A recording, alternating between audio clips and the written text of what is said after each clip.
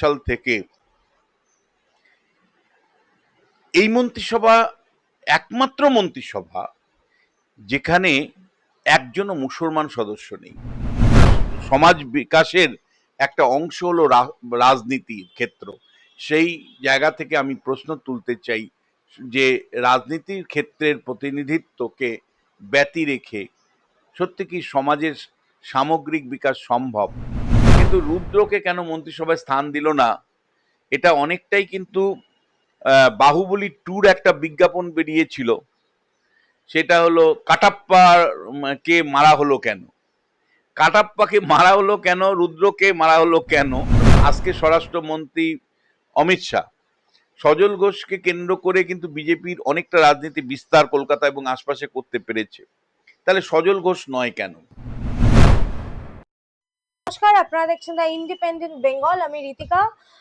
এই মুহূর্তে যে খবরটা নজরে রয়েছে, একেবারে গতকাল মন্ত্রিসভা গঠন হয়েছে বঙ্গ বিজেপির পক্ষ থেকে, পূর্ণাঙ্গ মন্ত্রিসভা। সেখানে যেরকম উত্তরবঙ্গের যে দাপট আমরা দেখতে পেলাম, সেই মন্ত্রিসভায় একাধিক একেবারে প্রান্তিক জায়গা থেকে উঠে আসা মানুষও সেই মন্ত্রিসভায় স্থান পেয়েছে, কিন্তু একাধিক লোক মিসিং রয়েছে, যাদের মানুষ দেখতে চাইছিল, তাদের একাধিক নাম নেই সেখানে। এই মুহূর্তে এই বিষয়ে আলোচনা করতে আমার সাথে রয়েছেন বিশিষ্ট অধ্যাপক, রাজনৈতিক বিশ্লেষক বিশ্বনাথ চক্রবর্তী। স্যার, প্রথমে দ্য ইন্ডিপেন্ডেন্ট বেঙ্গলে আপনাকে স্বাগত। স্যার, এই মন্ত্রিসভায় একাধিক লোক যাদের জনগণ দেখতে চায় তারা নেই, কোথাও গিয়ে সে মিসিং দেখা যাচ্ছে। সোশ্যাল মিডিয়া জুড়েও সেই একাধিক মানে টুইট আমরা দেখতে পাচ্ছি। কি বলবেন, কি নেই বা এই শূন্যতাটা কোথায় রয়েছে? দেখো ঋত্বিকা, তোমরা যারা সাংবাদিকতা করো, তোমরা মাঠে ঘাটে সারা বছর ধরে ঘোরো, তোমরা কিছু পপুলার নামও জানো, যে এবং তোমাদের সেই ধারণা তৈরি হয় যে এই পপুলার নামগুলো মন্ত্রিসভায় কেন নেই। ফলে সাংবাদিক হিসাবে তুমি এই প্রশ্নটা আমার কাছে রাখতেই পারো যে কেন সজল ঘোষের নাম নেই। তুমি কেন প্রশ্ন রাখতেই পারো যে কেন রূপা গাঙ্গুলির নাম নেই, রুদ্রনীল এর নাম কেন নেই, রুদ্রনীল ঘোষের নাম নেই। এরকম বেশ কিছু নাম নিয়ে তুমি প্রশ্নই করতে, কৌস্তব বাচ্চির নাম নেই কেন, এইসব তুমি বলতেই পারো, বা দীপাঞ্জন চক্রবর্তীর নাম নেই কেন। এই ব্যাখ্যাটা আমি দিব, কিন্তু তার আগে তোমায় বলতে চাই, স্বাধীন ভারতবর্ষে মানে স্বাধীনতার পর পশ্চিমবাংলার যতগুলো মন্ত্রিসভা আজ পর্যন্ত তৈরি হয়েছে 1950 সাল থেকে, এই মন্ত্রিসভা একমাত্র মন্ত্রিসভা যেখানে একজনও মুসলমান সদস্য নেই। মানে বিধানচন্দ্র রায় তিনবারের মুখ্যমন্ত্রী ছিলেন, অজয় মুখার্জি মুখ্যমন্ত্রী ছিলেন, প্রফুল্ল, তার আগে প্রফুল্ল ঘোষ ছিলেন, প্রফুল্ল সেন, তারপরে তোমার গিয়ে সিদ্ধার্থ শঙ্কর রায় হয়ে জ্যোতি বসু, মমতা বন্দ্যোপাধ্যায়, প্রত্যেকেরই মন্ত্রিসভায় সংখ্যালঘু প্রতিনিধিত্ব ছিল। শুভেন্দু অধিকারীর মন্ত্রিসভায় কিন্তু সংখ্যালঘু একজনও মুখ নেই। রাজনীতি বিশ্লেষক হিসেবে আমাদের চোখে এটা লেগেছে। কেন লেগেছে? যে ধরো বিজেপি একজনও নির্বাচনে প্রার্থী সংখ্যালঘু মুসলমানদের তরফ থেকে দেয়নি। যদিও বিজেপি দলের সংখ্যালঘু মোর্চা আছে, রাষ্ট্রীয় মুসলমানদের প্রতি তাদের ইতিবাচক বার্তা আছে, এবং ভারতবর্ষের নাগরিক তারা। এই রাষ্ট্রীয় মুসলমান, আমি রোহিঙ্গাদের কথা বলছি না, আমি অনুপ্রবেশকারীদের কথা বলছি না, বিজেপির ভাষায় যারা হলো রাষ্ট্রীয় মুসলমান, সেই একজন রাষ্ট্রীয় মুসলমানকে বিধানসভায় ক্যান্ডিডেট করা গেল না, এবং একজন মুসলমানকে তাকে অন্ততপক্ষে অন্তর্ভুক্ত করে উপনির্বাচনে, নন্দীগ্রাম তো আসন শূন্য হচ্ছে, বা অন্য কোথাও থেকে নির্বাচিত করে, বা তোমার গিয়ে হুমায়ুন কবির আসন একটা শূন্য হচ্ছে, তো সেখান থেকে নির্বাচিত করে একজন মুসলমানকে অত 6 মাসের জন্য তো মন্ত্রিসভায় স্থান দেওয়া যেত। আমি শ্রমিক ভট্টাচার্যের কাছে অনুরোধ করব যে আপনাদের মানে যে ভাবনা, সংঘ পরিবারের ভাবনা, তাতে আপনারা সমাজ সমাজ গঠন করতে চান। সমাজ গঠনের একটা পার্ট হলো রাজনীতি। মানে অন্য রাজনীতি মানে বামেদের সাথে আপনাদের তফাৎ কোথায়? বামেরা রাজনীতিটাকে ধরে সমাজটাকে পরিবর্তন করতে চান, আর শ্রমিক ভট্টাচার্য আপনারা সমাজটার সমাজের মাধ্যমে রাষ্ট্র সামগ্রিক বিকাশ করতে চান, আর সমগ্র বিকাশের কথা মানে করতে চান। ফলে সমাজের একটা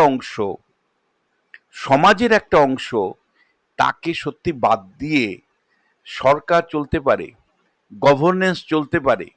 এই প্রশ্নটা কিন্তু আমাকে শ্রমিক ভট্টাচার্য খুব ভাবাচ্ছে। দেখুন, আপনারা যারা আরএসএস করেন, আপনারা যারা বিএচপি করেন, আপনারা যারা সরাসরি বিজেপি করেন, আপনাদের আমার কথাটা ভীষণ খারাপ লাগতে পারে, আপনারা আমাকে দুটো গালিও দিতে পারেন, কিন্তু একজন বিশ্লেষক হিসাবে আপনাদের সামনে রাখতে চাই যে একটা সমাজে যেখানে প্রায় 35% সংখ্যালঘু মুসলমান সমাজ আছে, তাদের প্রতিনিধিত্ব কোনো না কোনো জায়গায় থাকবে না। আমি রাষ্ট্রীয় মুসলমানদেরকে বলছি, মানে মুসলিম সমাজের মধ্যে রাষ্ট্রীয় মুসলমান সমাজ। আমি আমি তারিফ করছি শ্রমিক আপনাদের মন্ত্রিসভায়, যেখানে মানে পিছিয়ে পড়া জাত বর্গের বিভিন্ন মানুষের প্রতিনিধিত্ব ঘটিয়েছে। কলিকা মাঝির মতন একজন পরিযায়িকাকে আপনারা মন্ত্রিসভায় স্থান দিয়েছেন। আমি আপনাদের প্রশংসা করছি যে আপনারা উত্তরবঙ্গ জনজাতি, আপনারা ওরাওকে স্থান দিয়েছেন, মনোজ ওরাওকে স্থান দিয়েছেন। আবার আপনারা রাজবংশী সম্প্রদায়ক দীপক বর্মনকে স্থান দিয়েছেন। আপনারা যেমন করে মাঝি সম্প্রদায়ের মানুষকে স্থান দিয়েছেন, আবার দক্ষিণবঙ্গে আপনারা মাহাতো সম্প্রদায়ের যেমন স্থান দিয়েছেন, তেমনি সাঁওতালদের প্রতিনিধিত্বও আপনারা নিশ্চিত করেছেন। ওবিসি থেকে শুরু করে মতুয়া সম্প্রদায়ে সমাজের সবচেয়ে পিছিয়ে পড়া মানুষদেরকে আপনারা অন্তর্ভুক্ত করেছেন, আপনাদের স্যালুট। কিন্তু আরেকবার আপনাদেরকে বলবো যে আপনাদের দৃষ্টিভঙ্গি আর সিপিএম এর দৃষ্টিভঙ্গি কিন্তু এক নয়। সিপিএম মনে করে রাষ্ট্রশক্তি বা রাজনীতি দখল করে সমাজের পরিবর্তন আনতে হবে, কিন্তু আপনারা তো বিশ্বাস করেন সমাজ গঠন প্রক্রিয়ার মধ্য দিয়ে সামগ্রিক বিকাশ ঘটাতে হবে, এবং সমাজ বিকাশের একটা অংশ হলো রাজনীতির ক্ষেত্র। সেই জায়গা থেকে আমি প্রশ্ন তুলতে চাই যে রাজনীতির ক্ষেত্রের প্রতিনিধিত্বকে ব্যতি রেখে সত্যি কি সমাজের সামগ্রিক বিকাশ সম্ভব? ফলে মুসলিম সমাজ এই যে স্বাধীনতার পরে এই প্রথম মন্ত্রিসভায় স্থান পেল না, এটা কি সত্যি আপনাদেরকে ভাবায়, নাকি একেবারেই ভাবায় না যে হিন্দুত্বের পার্টি, শুধু হিন্দু নিয়েই চলবো? ফলে এই প্রশ্নটা আমার শ্রমিক থাকলো। কিন্তু একই সাথে তুমি যে এই প্রশ্ন নিয়ে আমার কাছে এসেছো যে অন্য কিছু পপুলার লিডার তারা কেন নেই, তারা নেই আমার ধারণা দুটো তিনটে কারণে। যে এদের মধ্যে অনেকেই কিন্তু আগামী দিনে মেয়র পদে বসবেন, এদের মধ্যে অনেকেই কিন্তু পুরসভার চেয়ারম্যান হবেন, এদের মধ্যে অনেকেই কিন্তু কালচারাল ফান্ডের গুরুত্বপূর্ণ দায়িত্ব পালন করবেন। যেমন আমি তোমায় বলছি, জিতেন তেওয়ারির নাম নেই। জিতেন তেওয়ারি তো একটা বিরাট প্রভাবশালী নেতা এবং শুভেন্দুর খুব কাছেরও লোক, কিন্তু জিতেন তেওয়ারি আসানসোলে কিন্তু কর্পোরেশনের মেয়র হিসাবে প্রতিষ্ঠা হবে। অর্থাৎ জিতেন তেওয়ারির নেতৃত্বেই আসানসোল কর্পোরেশন পরিচালিত হবে, এই ভাবনাই কিন্তু কাজ করছে। আবার লক্ষণ গড়ুইয়ের নাম নেই। লক্ষণ গড়ুই তো খুব ক্লোজ লোক, দিলীপ ঘোষেরও খুব ক্লোজ লোক। লক্ষণ গড়ুই দুর্গাপুর থেকে নির্বাচিত, তিনি শুভেন্দু অধিকারীরও ভীষণ কাছের লোক, এবং লক্ষণ গড়ুই কিন্তু দাপুটে নেতা, 365 দিন তৃণমূলের বিরুদ্ধে লড়াই করে পার্টিকে জিয়ে রেখেছিল ওখানে। লক্ষণ গড়ুইয়ের নাম মন্ত্রিসভায় না আসাতে অনেকে অবাক হয়ে গেছেন। আমি একেবারে অবাক হইনি, কারণ লক্ষণ গড়ুইয়ের নেতৃত্বেই কিন্তু দুর্গাপুর কর্পোরেশন কিন্তু পরিচালিত হবে। ফলে আসানসোল পরিচালিত হবে জিতেন তেওয়ারি, সেই কারণেই তাকে মন্ত্রিসভায় নেওয়া হয়নি। আর কয়েক মাসের মধ্যেই পুরসভা নির্বাচন। আবার একইভাবে দুর্গাপুরে বহুদিন থেকে নির্বাচন হয় না, 2015 সালে লাস্ট দুর্গাপুরে নির্বাচন হয়েছিল। ফলে দুর্গাপুর কর্পোরেশনে অবশ্যই লক্ষণ ঘোড়ইয়ের মতন লোক স্থান পাবে। তার সজল ঘোষ একটা পপুলার নেম, পশ্চিমবাংলার রাজনীতিতে সজল ঘোষ একটা গুরুত্বপূর্ণ নাম, যে যার রাজ্য স্তরে এবং কেন্দ্রীয় স্তরের বিজেপি নেতৃত্ব এক বাক্যে স্বীকার করবে। যখন বিজেপির বাতি দেওয়ার কেউ ছিল না, তখন সজল ঘোষের পুজো উদ্বোধন করতে আসতেন আজকে স্বরাষ্ট্রমন্ত্রী অমিত শাহ। সজল ঘোষকে কেন্দ্র করে কিন্তু বিজেপির অনেকটা রাজনীতি বিস্তার কলকাতা এবং আশপাশে করতে পেরেছে। তাহলে সজল ঘোষ নয় কেন? সজল ঘোষ নয় এই কারণেই যে আগামী কলকাতা কর্পোরেশনের নির্বাচন সজল ঘোষের নেতৃত্বেই বিজেপি লড়বে, এবং আগামী দিনে কলকাতা কর্পোরেশনের মেয়র পদ, এবং মেয়র পদ খুব গুরুত্বপূর্ণ পদ, মেয়র পদের মেয়র পদ হলো miniature of the state government, অর্থাৎ রাজ্য সরকারের ক্ষুদ্র সংস্কার হলো কলকাতা কর্পোরেশন। মুখ্যমন্ত্রীর নেতৃত্বে যেমন মন্ত্রী পরিষদ থাকে, তেমনি কলকাতা কর্পোরেশন পরিচালিত হয় মেয়রের নেতৃত্বে একটা পরিষদের মাধ্যমে। মুখ্যমন্ত্রী যেমন সরকারের প্রধান হন, ঠিক কর্পোরেশনের প্রধান হলো মেয়র। ফলে সেই রকম একটা বড় কর্পোরেশনের দায়িত্ব কিন্তু সজল ঘোষ পাবেন, এটাই মনে করা হচ্ছে। সেই কারণেই তাকে মন্ত্রিসভায় স্থান দেওয়া হয়নি। এবার রুদ্রনীলকে নিয়ে শিবপুর থেকে নির্বাচিত হয়েছে, এবং রুদ্র সত্যিই লড়াই করেছে। মানে কালচারাল ফন্ডে লড়াই করার জায়গা ছিল না, কারণ তৃণমূল কংগ্রেস প্রায় দম বন্ধ করে রেখে দিয়েছিল। হয়তো আরেকটু উদ্যোগ নিয়ে কোথাও কোথাও আন্দোলন করতে পারতো, কিন্তু যাই হোক, কিন্তু তারপরেও আমি বলবো ওর ত্যাগ আছে, লড়াই আছে। কিন্তু রুদ্রকে কেন মন্ত্রিসভায় স্থান দিল না, এটা অনেকটাই কিন্তু বাহুবলী ট্যুর একটা বিজ্ঞাপন বেরিয়েছিল, সেটা হলো কাটাপ্পা কে মারা হলো কেন, কাটাপ্পাকে মারা হলো কেন, রুদ্রকে মারা হলো কেন, এইভাবে যদি দেখো। তারপরেও আমার বিশ্লেষণ হলো যে টালিগঞ্জের কালচারাল ফন্ডের ডেফিনেটলি গুরুত্বপূর্ণ দায়িত্ব রুদ্রর হাতেই থাকবে। ফলে সেইটা ভাবনা একটা কাজ করতে পারে। আর একটা ভাবনা, আমি কিন্তু কিছুটা একমত, যে এই এই মন্ত্রিসভা গঠনের ক্ষেত্রে আরএসএস এর একটা বড় ভূমিকা থাকে, সর্বত্র থাকে। বিজেপি রাজনীতিকে বুঝতে গেলে কিন্তু দর্শক, আপনারা যারা বিজেপি করেন না, অবিজেপি দর্শক আপনারা এই চ্যানেলের, আরএসএস এর সাথে বিজেপির সম্পর্ক, আরএসএস পরিচালিত হয়, আরএসএস এর অধীনস্থ আছে অসংখ্য সংগঠন, শাখা যাদেরকে বলা হয়, সেই শাখা আবার অসংখ্য বিভক্ত আছে, অসংখ্য উপশাখা আছে, যেগুলোকে আয়াম বলা হয়। সেগুলোকে যদি আপনি না বুঝতে পারেন, তাহলে কিন্তু আপনি বিজেপির রাজনীতিটা বুঝতে পারবেন না। বিজেপি হলো আরএসএস এর রাজনৈতিক সংগঠন। আরএসএস এর অসংখ্য সংগঠনের মধ্যে একটি সংগঠন হলো বিজেপি। আরএসএস এর কাছে কিন্তু বিজেপি কেবলমাত্র পলিটিক্যাল জায়গাতে ইম্পর্টেন্ট, তার বাইরে কোনো নয়। ফলে আরএসএস শেষ পর্যন্ত যে সিদ্ধান্তগুলো নিচ্ছে, সেখানে কিন্তু একটা চেক অ্যান্ড ব্যালেন্স আমি দেখতে পাচ্ছি। অর্থাৎ তৃণমূল, সিপিএম থেকে আসা লোকের পাশাপাশি কিন্তু আমি দেখতে পাচ্ছি এখানে বিজেপির, মানে কোর বিজেপির লোক, কোর আরএসএস এর ভাবধারার লোক, তাদেরকে কিন্তু মন্ত্রিসভায় রাখা হয়েছে চেক অ্যান্ড ব্যালেন্স নীতি অনুসারে। ফলে শেষ পর্যন্ত রুদ্রনীলের যেহেতু মানে অতীতের ইতিহাস, মানে বামপন্থীদের সাথে, তৃণমূলের সাথে, আমার মনে হয় বামপন্থীদেরকে আরএসএস তুলনামূলকভাবে একটু দূরে সরিয়ে রাখে। কারণ আরএসএস এর অন্যতম শত্রু, আদর্শগত শত্রু হলো বামপন্থীরা। এটা একটা কাজ করলেও করতে পারে, হয়তো মন্ত্রিসভায় ডিরেক্ট সেই কারণে স্থান পায়নি। দ্বিতীয় আরেকটা কাজ, মানে বিষয়, রূপা গাঙ্গুলি সম্পর্কেও আমি বলতে চাই। অনেকেই মনে করেছিল মহিলা মুখ, আমিও মনে করেছিলাম, অনেকে কেন আমি বলবো, যে রূপা গাঙ্গুলি হয়তো মন্ত্রিসভায় স্থান পাবে, কিন্তু শেষ পর্যন্ত রূপা গাঙ্গুলিও মন্ত্রিসভায় স্থান পায়নি।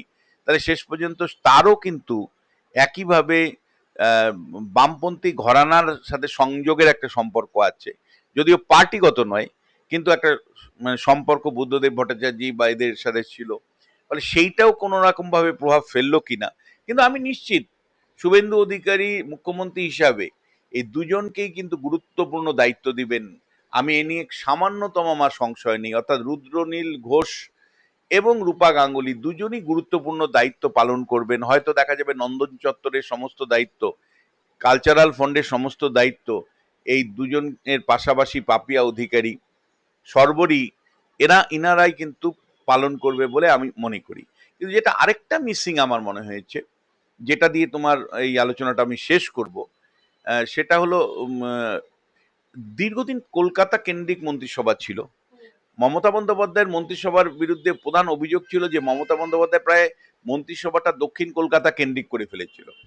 ফলে এই কলকাতার বাইরেও জেলায় বিভিন্ন জেলাকে প্রাধান্য দেওয়া, প্রান্তিক এলাকাগুলোকে প্রাধান্য দেওয়া, উত্তরবঙ্গকে প্রাধান্য দেওয়া, জঙ্গলমহলকে প্রাধান্য দেওয়া, সেইটা এবং সমাজের সবচেয়ে পিছিয়ে পড়া বর্গের মানুষের প্রতিনিধিত্ব এই মন্ত্রিসভায় কিন্তু আমরা দেখতে পেলাম। কিন্তু তারপরেও মিসিং যেটা আমি তোমায় বলতে চাই, ৩টে জেলার প্রতিনিধি এখানে নেই। জলপাইগুড়ি জেলার ৭টা আসন, ৭টাই বিজেপি পেয়েছে। তাহলে কেন, শুভেন্দু অধিকারীর কাছে আমার প্রশ্ন, কেন নেই? এবং মানে শ্রমিক ভট্টাচার্যের কাছে প্রশ্ন, জলপাইগুড়ি আমার জেলা, আমরা কেন বঞ্চিত হব? বঞ্চনা করা চলবে না, চলছে না। জলপাইগুড়ির থেকে মন্ত্রিসভায় একজন স্থান দিতে হবে, কারণ ৪১ জন মন্ত্রী হয়েছে, ৩ জন মন্ত্রী আরো নেওয়ার সুযোগ আছে। আপনারা জানেন পার্লামেন্টের আইন অনুসারে মোট বিধায়কের ১৫% মন্ত্রিসভায় স্থান দেওয়া যায়। অর্থাৎ পশ্চিমবাংলায় ২৯৪ জন বিধায়কের 15% মানে ৪৪ জন মন্ত্রিসভাকে স্থান নেওয়া যাবে। ফলে সেই জায়গা থেকে আমি অনুরোধ করব জলপাইগুড়ি যাতে প্রতিনিধিত্ব পায়, এটা আমার জেলা, আমি চাইব। দ্বিতীয় যেটা, দক্ষিণ দিনাজপুর জেলার প্রতিনিধিত্ব নেই। সুকান্ত মজুমদার ভালো রেজাল্ট করেছে, ৬টার মধ্যে ৪টা আসনে জয়ী হয়েছে, তারপরেও কেন নেই ঈশ্বর একমাত্র বলতে পারবেন। আর থার্ড যে বিষয়টা, নদিয়া হলো বিজেপির প্রাণ কেন্দ্র। সেই যে নদিয়ার মতুয়ারা ঢেলে ভোট দিয়েছে, বহু লোক এসআইআর এর নাম বাদ গেছে মতুয়াদের।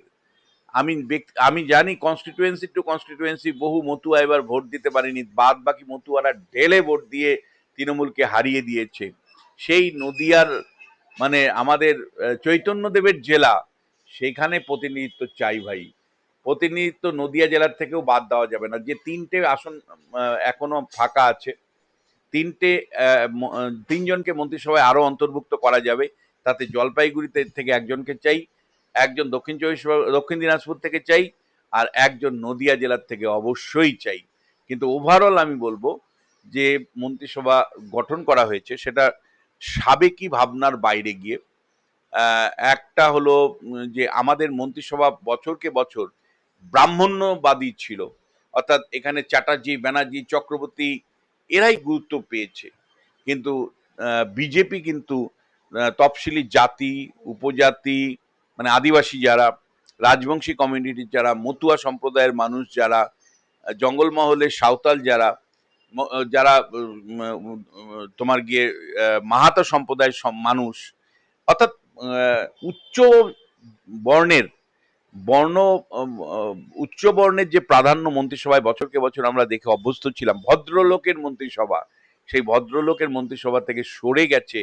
এটা কিন্তু একটা উল্লেখযোগ্য তাৎপর্যপূর্ণ বিষয়।